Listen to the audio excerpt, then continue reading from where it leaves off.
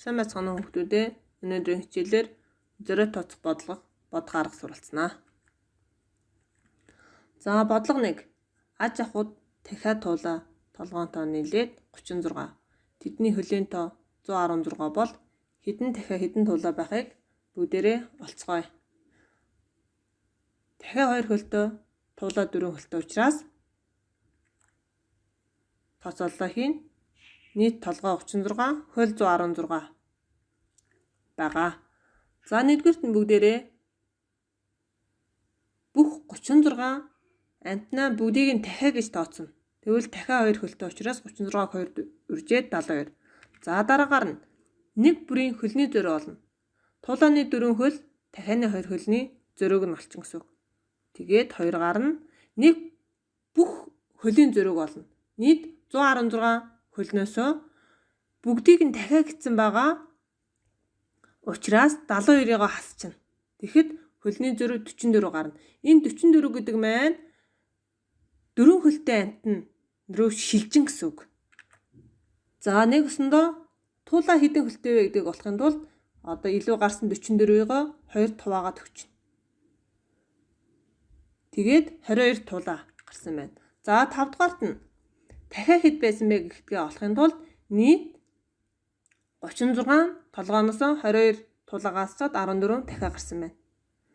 За энэ 5 алхмаар дахиад туулаатай бодлого болно. Энэ зөрөө тооцох бодлогыг нь боддог байгаа. За одоо бүгдээрээ бодлогоо буцаага шалгацгаая. За нийт дахиад 2 хөлтөө туулаа 4 хөлтөө учраас дахиад 14 гарсан, туулаа 22 гарсан. 14-ийг 2 дөрчгөд 28 хөл. Энэ бол дахианы хөл. Туулаа 4 хөлтөө учраас 22-ыг 4 дөржээд 88. За одоо дахиад дээр туулааны хөлийг нэмэхэд 116 хөл гарсан. Одоо нэснэ нийт бидний 116 хөл маань тохирч байна гэсэн үг. Харин 14 дахиад дээр 22 туулаагаа нэмэхэд 36 аж ахуй хачаанд байсан амтны тоо гарсан байна. Энэ аргаар дахин нэг бодлогыг бодцгоё. Бодлого 2. Худалдааны төвд бүгд 27, 2 дугуйт ба 3 дугуйт байсан.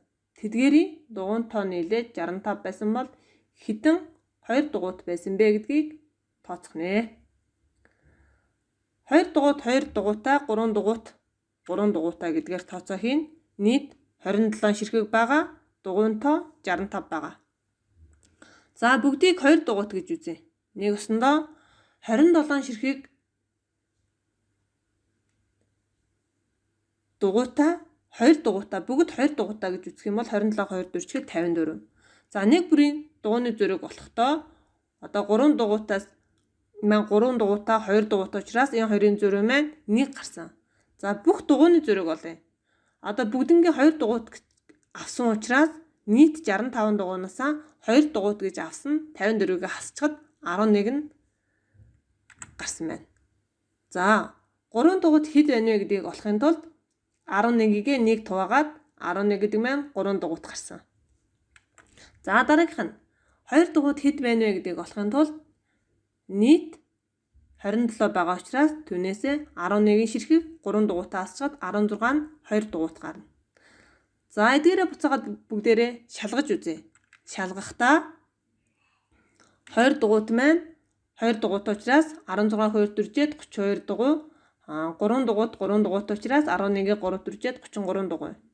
32 дугуй дээр 33 дугуйг нэмэхэд 65 дугуй гарсан байна. Нийт 16 дээр 11 нэмэхэд 27 гарсан байна. Тэрийн даалгавартаа сурах бичгийн хуудас 78-ийн дасгал 319-с 323 дахь ор дасгалыг багшгаа заасан аргаар бодорой хүүхдүүдээ. Эдгээр бодлогон дандаа зөрөө тооцох бодлого байгаа.